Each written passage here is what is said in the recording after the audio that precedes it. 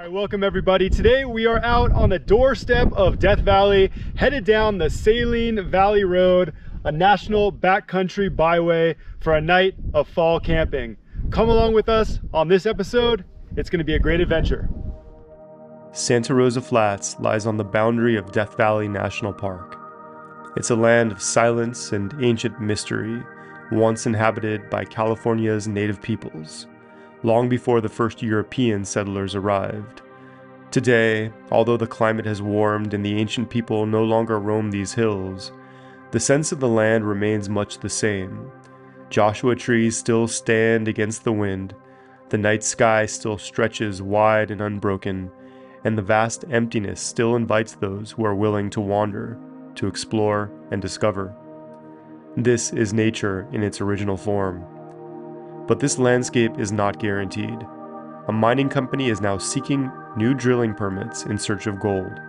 If they succeed, this mesa could become an open pit heap leach mine, a place of noise, lights, and destruction. So the question remains, will this be the last time we experience Santa Rosa Flats as it is, wild, silent, and free? Or will this land endure, untouched, for generations to come? All right, everybody, we found our camp spot for the evening. We're about 10 or 12 miles up a road off of the main byway and in this really gorgeous Joshua tree forest. Let me show you our spot here.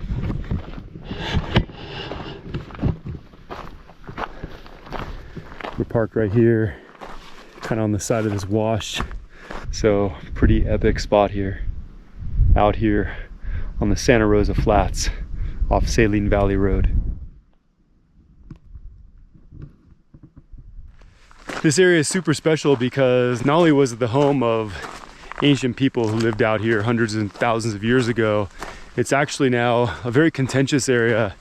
There's a threat of a very large open pit heap leach mine that might be put in here on a mesa in this area.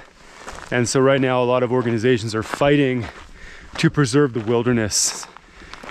And I can only imagine being here, camped on the side of the road like we are there, and have trucks with these huge tires churning up the road, lights coming from the mountain up here, all sorts of noises.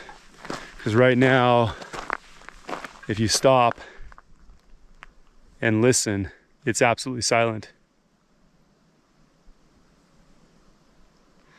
So there's a lot here that's worthy of being protected.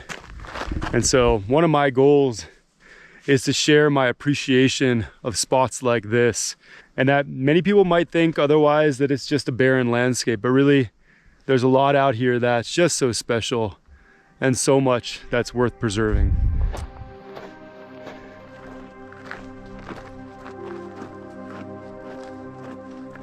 This scene here reminds me of something out of an old West film. Rolling hills,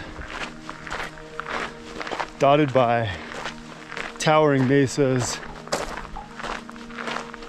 sagebrush, junipers. Of course here, Joshua trees. The rocks that wind through this canyon once offered more than just beauty. They provided shade, shelter, and most importantly, water. Hidden among these volcanic boulders lies an old well, a vital source of life for anyone crossing this harsh and unforgiving land. This is truly a great time of day to be looking at these rocks, investigating for petroglyphs. The sun is shining right on them, a gentle light. Really nice. So, hiking around out here and saw this pile of rocks here. I was thinking for a second, maybe it's an old hunting blind. What a perfect spot to hang out at. And as the bighorn or the animals come up this canyon here, hide behind a pile of rocks here. And it very well might be that. But I also saw here that there's an old can. So I don't know, ancient or modern, that is the question. but it sure is fun to take a look around and hunt for signs of ancient life. This right here looks like it's been cleared out, made like a flat spot here, but no petroglyphs in this particular area. So this is kind of interesting. This looks like kind of like a well here. You can see that water channels down through here. Look at this eroded, water eroded ravine, and kind of collects, I guess, in this little pit here. Now I was thinking about the petroglyph that we saw, which is not very far from here. In fact, it's only about 100 feet over in that direction. And I was thinking maybe that petroglyph is telling people who are passing by on their way up that wash that there's water in the area, leaving it up to everyone else to figure out where exactly it is. Now, I don't see any other petroglyphs here, so maybe it's more of just like a waypoint kind of situation. We're gonna go back over there and take a look.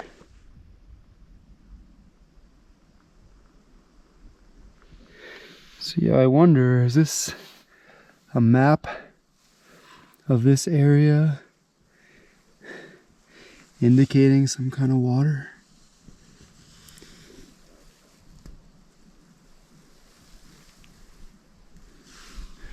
Really hard to decipher because it's so old.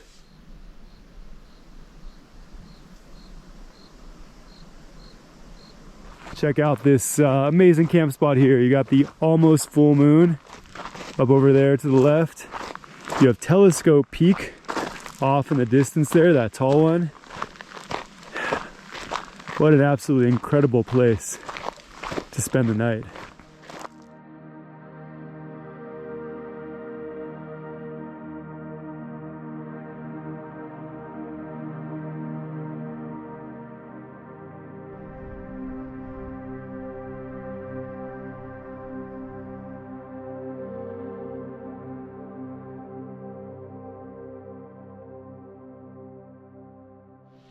All right, the sun has set, the moon is out, and the cooking's getting going.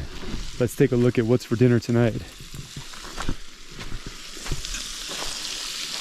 What do we got? Having a breakfast scramble with roasted potatoes and sausage and bell peppers.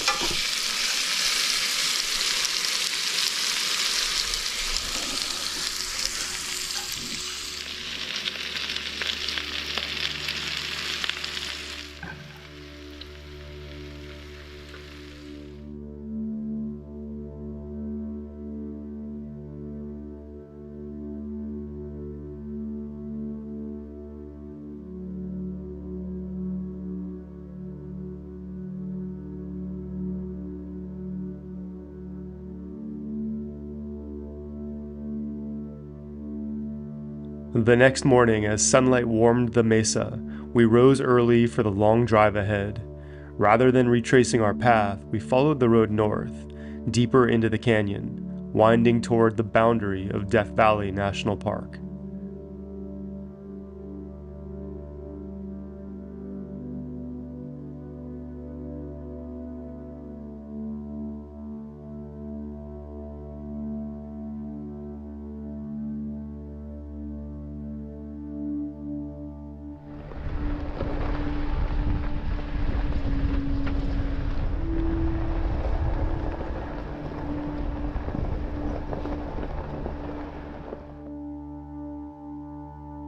With every bend in the trail, a new vista unfolded before us, each one more striking than the last.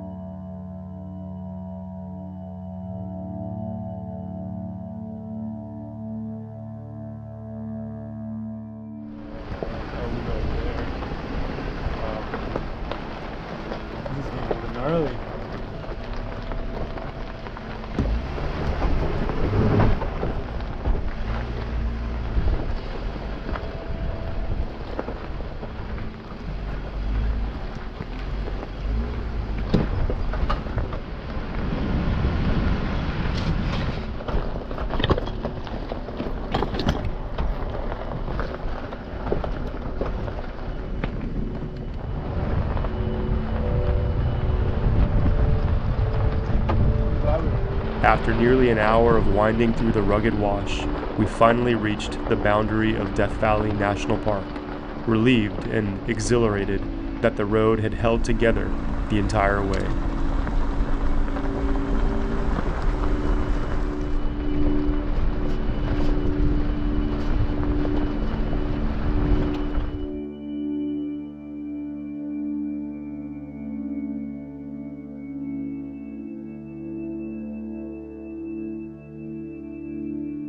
Thanks for joining us on this episode of Artistic Off-Road. Please like, leave a comment, and if you haven't already, hit that subscribe button to join us on future adventures. We'll see you next time.